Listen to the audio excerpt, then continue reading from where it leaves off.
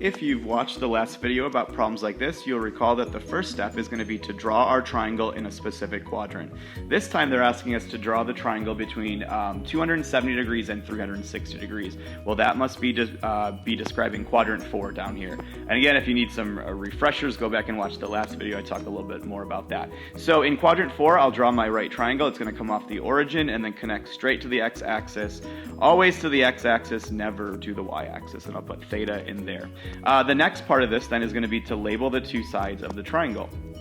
And again, like we saw in the last video, we'll use this part of the problem to label the two sides. One thing I'm going to do though, I don't like dealing with the reciprocals, so I'm just going to change this to the tangent of theta, and then that of course just means take a reciprocal, so I'll flip that into a 5 over 3 with a negative sign. And I purposely put that negative sign in the middle because we have to figure out which side is the negative side.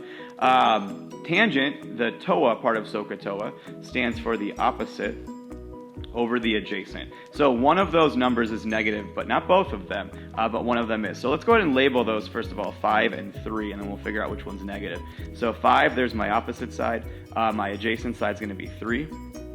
As far as which side is negative, it just comes down to thinking about coordinates and which direction are these sides going in. If I was graphing this, that's going to the right, that's definitely a positive value.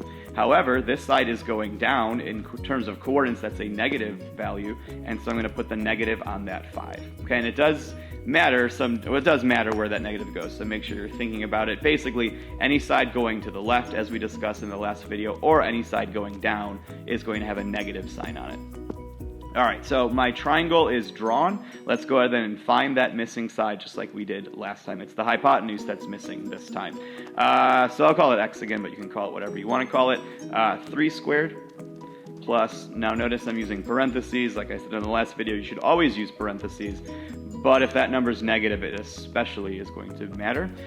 3 squared is 9. Negative 5 times itself is a positive 25. The reason the parentheses matter is if you don't use them and happen to type in negative 5 squared in your calculator like that, you'll get a negative 25, and that is not what we're looking for. So 9 plus 25 has to be equal to x squared.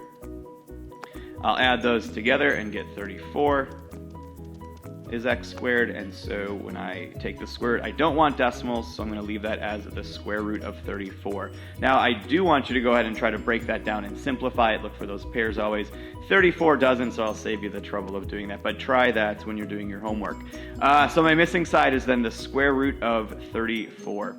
Now remember, we had also said sometimes you have to manually put on a negative sign onto the answers you get.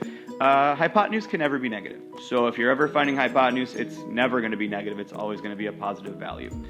Our triangle's drawn, all the sides are labeled. We can finally answer the question that we want to know. This time they were asking about the cosecant of theta. So again, I don't like dealing with the reciprocal, so in my head I'm thinking, well, cosecant is just the reciprocal of sine. So I'm just going to kind of find the sine function upside down, sort of. So I know that sine is opposite over hypotenuse. So I just have to make sure I flip this one and get hypotenuse over opposite for cosecant. So the hypotenuse is the side we just found, the square root of 34. The opposite side we already had. The opposite side was that negative 5. So I'll throw that negative 5 on there. Once again, your final step is to see if you can simplify this. Since we already tried breaking down square root of 34 and couldn't do it, and since the square root's not on the bottom, we should be good to go with that answer. If you don't like seeing the negative sign on the bottom like that, of course you could just go ahead and throw it in the middle, and that would be just fine as well.